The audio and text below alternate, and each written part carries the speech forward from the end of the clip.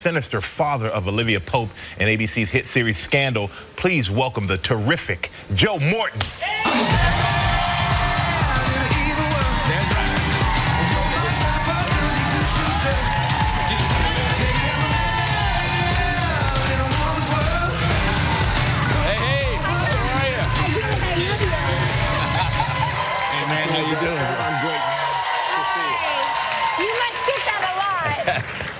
Yeah.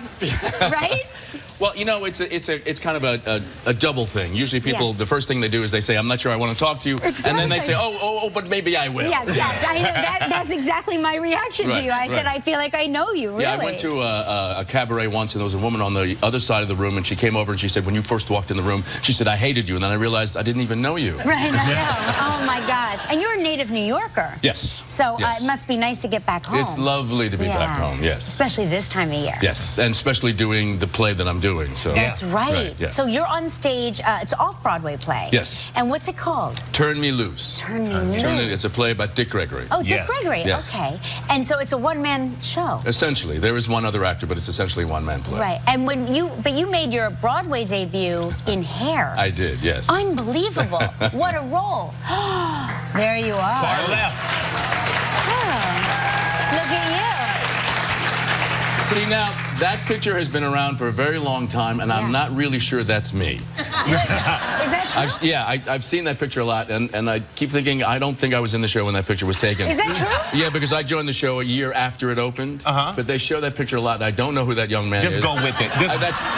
Wait, you're saying that's not you, and people keep saying it's me, and it kind of looks like me, but I don't think that's me. But you know, it could be. It could. You know, it was hair. It was hair. There were, we were doing things that were not exactly legal in those days. There's really only one way to find out, and that's if you take off the shirt and jacket. Okay, here we go.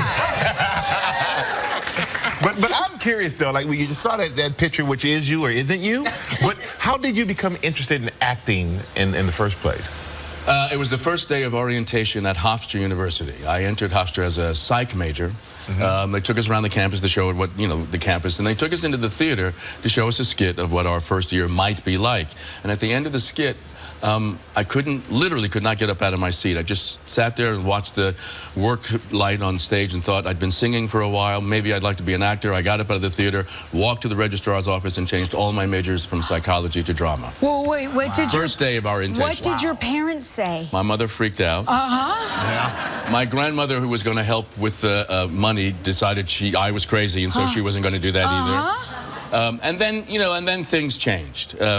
I left school after 3 years. I ended up doing a musical version of Raisin in the Sun called Raisin. Got nominated for a Tony, and my mother, actually my mother changed her mind about my career because she was on a bus on a Sunday. Some people who had seen the show got onto the bus, and she heard them talking about me, and of course she announced that she was my mother. Of course.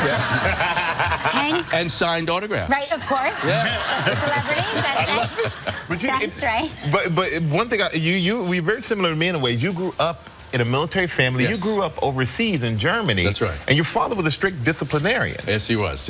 My father's job was to integrate the armed forces overseas, which sounds just as enormous as it is. Right. Basically, we would arrive on any army post racially unannounced because they knew that all kinds of stuff would break loose as soon as they found out that there was a black captain on the post. Is that true? That's absolutely true. Wow. So life for us was very interesting, and I lived in Crailsheim for a while. I know that you also... In Mannheim. That's right, and you lived in Mannheim, and we also lived in Dachau. And literally, my father died when I was 10 while he was still in the service, and we literally traveled from Dachau to 155th Street and Edgecombe Avenue, which is Harlem. So it was a big change. Unbelievable. That's a fascinating... You need to write a memoir. I have written a screenplay called Strangers, because from my point of view, we were strangers when we were on the army post because of my father's job. And then when we came home, I hadn't lived here, and it was the first time I'd been home, and I was 10 years old. So when I came back to the United States, we went right back up to Harlem. We lived with my grandmother for a while. I was going to go to school with other black kids. I'd never been to school with a classroom full of black children. Thought this is going to be exciting, but of course, I spoke German, I spoke Japanese. I think I showed up at school wearing a suit. Joe, you have to make this screenplay into a film. Well, you know, from your lips to God's ears. Okay, we're going to... That's fascinating. That's incredible. That is so fascinating. Wow. We got to take a quick break. I hate to do it. We're going to come back, and Joe's going to give us a sneak peek of Scandal's season finale. And